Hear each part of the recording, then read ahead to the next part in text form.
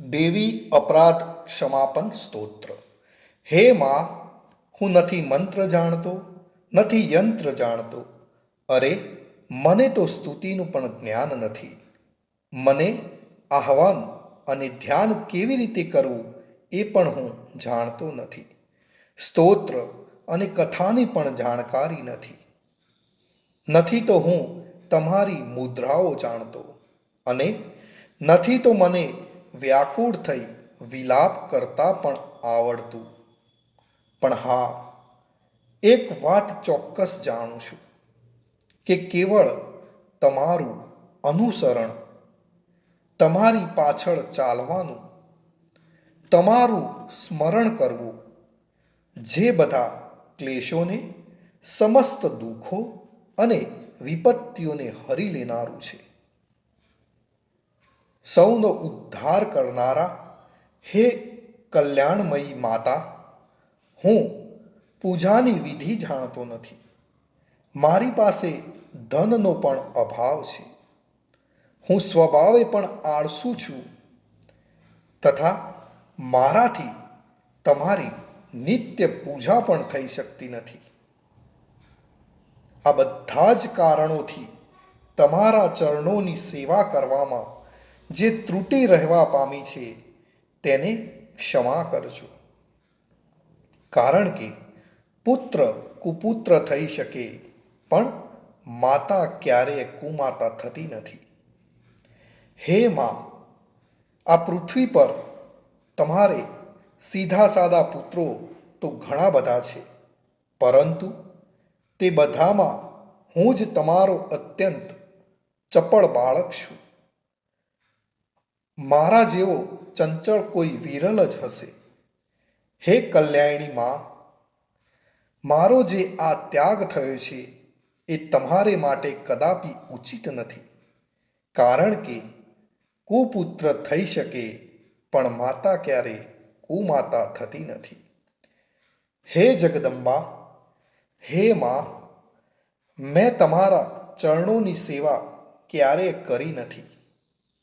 હે દેવી, તમને અધિક ધન પણ સમર્પિત કર્યું નથી.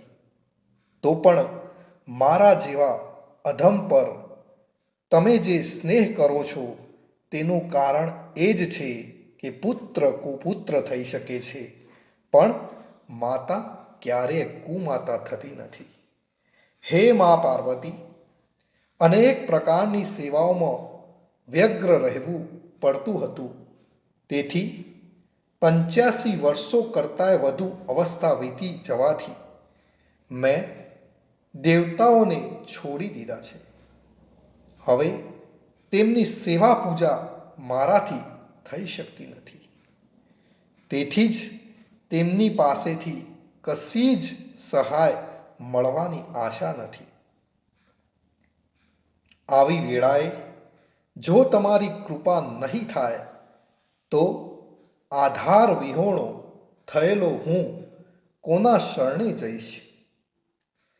હે માતા અર્પણા, તમારા મંત્રનો એક અક્ષર પણ જો કાને પડી જાય તો તેનું ફળ એવું મળે છે કે મૂર્ખ ચાંડલ પણ મધુપાક જેવી મધુર વાણી ઉચ્ચારનારો ઉત્તમ વક્તા થઈ જાય છે.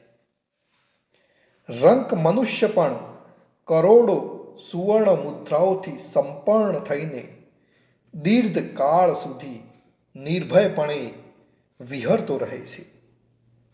જો મંત્રના એક અક્ષરના શ્રવણનું આવું જ ફળ છે, તો જે લોકો વિધિપૂર્વક જપ કરવામાં રત રહે છે તેમને જપથી મળનારું ઉત્તમ ફળ તો કેવું હોઈ શકે?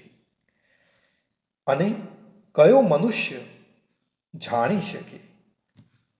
હે ભવાની, જેઓ પોતાના અંગોમાં ચિતાની રાખ ભભૂતિનો લેફ કરે છે, વિષ જ જેમનો આહાર છે, જેઓ દિગંબર ધારણ કરનારા છે, જેઓ મસ્તક પર જટા અને ગળામાં હાર રૂપે નાગરાજ વાસુકીને ધારણ કરે છે, તથા જેમના હાથમાં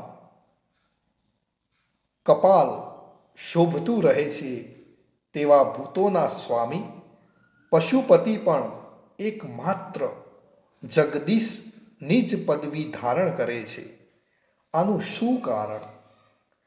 આટલું મહત્વ તેમને કેમ મળ્યું? એ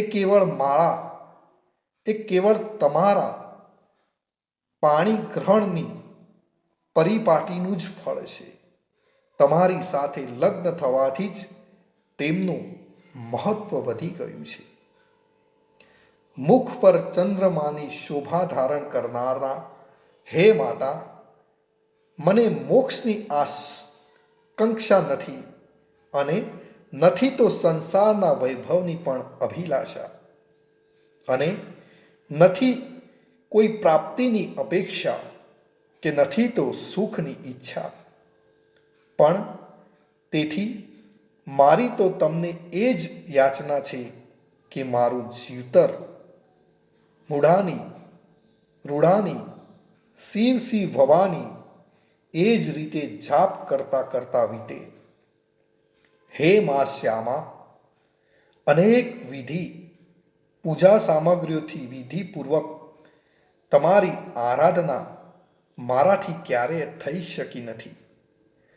હંમેશા કઠોળ ભાવનું ચિંતન કરતી મારી વાણી એ કયો અપરાધ નથી કર્યો અને તેમ છતાં તમે સ્વયં મુજ અનાથ પર પ્રયત્નપૂર્વક જે કંઈ કૃપા દ્રષ્ટિ રાખો છો તે હે માં તમને જ ઉચિત છો. તમારા જેવી દયામણી માતા જ મારા જેવા કુપુત્રને આશ્રય આપી શકે. હે મા દુર્ગા, હે કરુણા સિંધુ મહેશ્વરી, હું વિપત્તિઓમાં ફસાયેલો આજે તમારું જે સ્મરણ કરું છું તેને મારી લુચ્ચાઈ માનશો નહીં. કારણ કે ભૂખ તરસથી પીડાતું બાળક માતાને જ યાદ કરે છે.